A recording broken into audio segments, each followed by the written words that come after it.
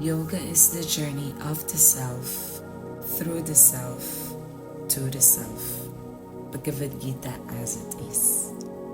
In this materially conditioned world, mahirap kumawala.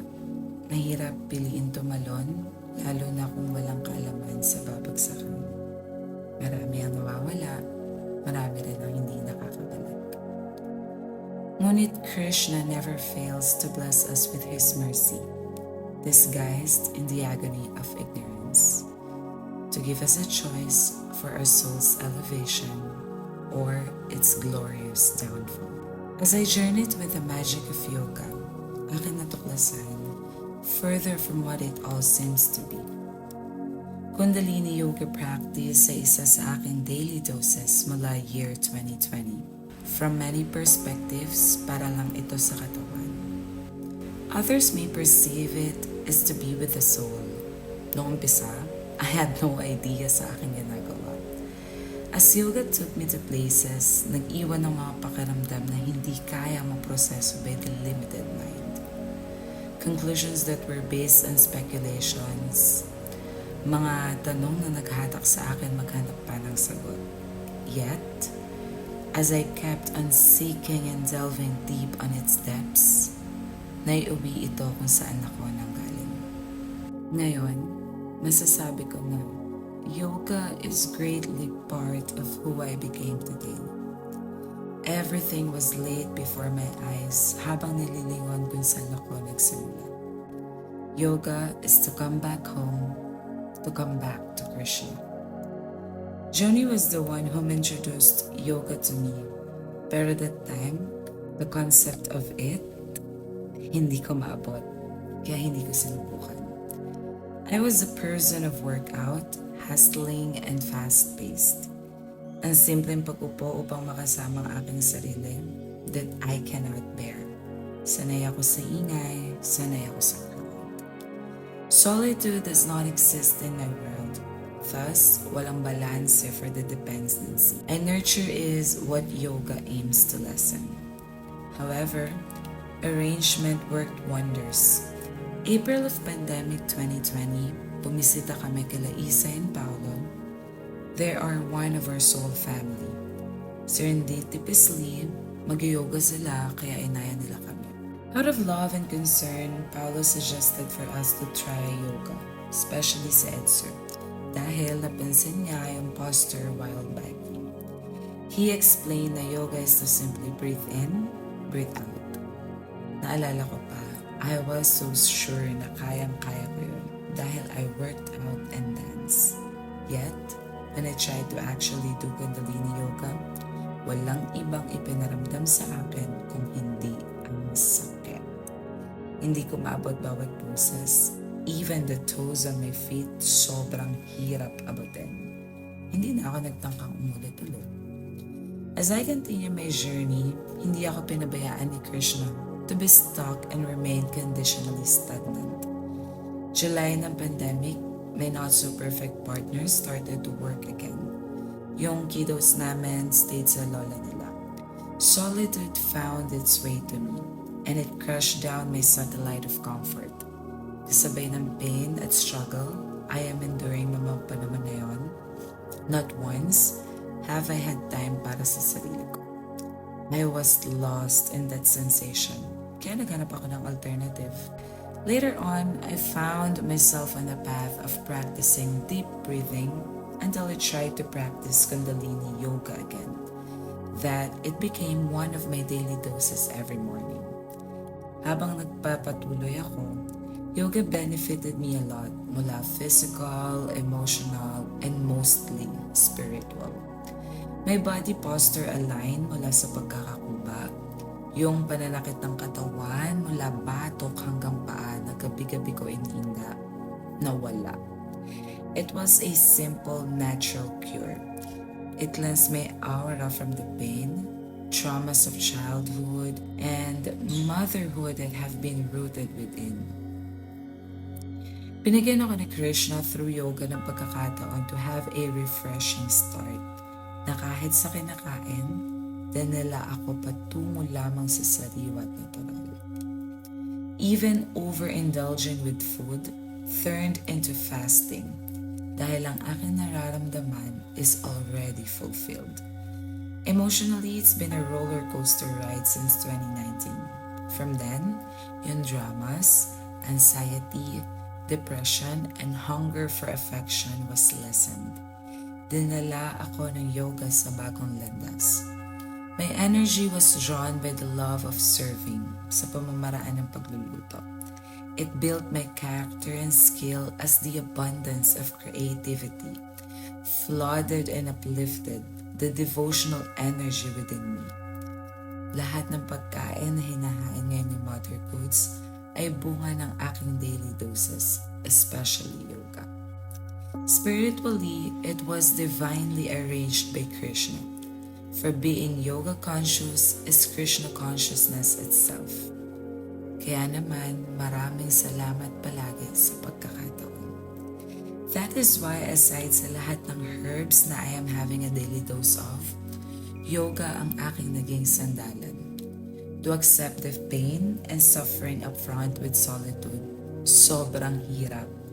Although it aligned my soul with the truth, pinakita niya sa akin ang katotohanan na hindi makikita ng mga matang inukit lamang sa ilusyon ng buhay.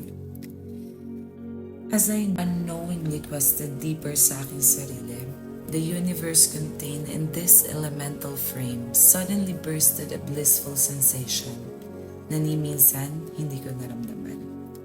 I non-physically orgasmed.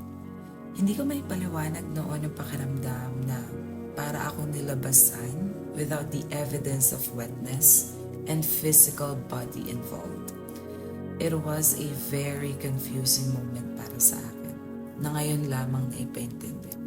Funny thing is, ang Kundalini is actually a yoga for rooting. And it rooted me traveling the vastness of the cosmos that outstretched material dimensions. Naglakbay ako and retreated back to where it all began. It was a momentum of reconnecting sa aking purpose, with the wavelengths and whispers beyond, at itinungo ako nito sa Krishna consciousness. My pineal gland was accessed as it showed the absolute truth, to come back home, to come back to Krishna. From this, arised my knowledge as an individual soul para tanggapin na I was born in this material world ng mag-isa at lilisan rin ng mag-isa.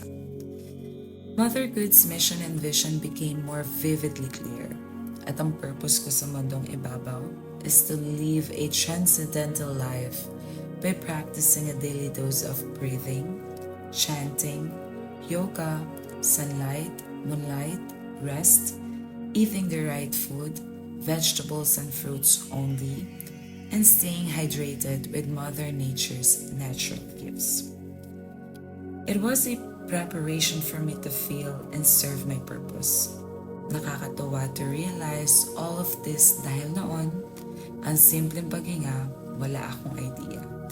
I know I was breathing because I'm alive, pero hindi pala. Napakalaking parte sa buhay to consciously breathe in and out, for it is a way to cleanse the dust of our minds that have accumulated for millions of lifetimes. It is a way to accept the Supreme Godhead Krishna as the center of our existence. Yoga made my soul open its eyes further from what it is hidden beneath the layers of this dimension. Tinuruan niya ako to keep my feet on the ground while practicing, for it is a lifetime process.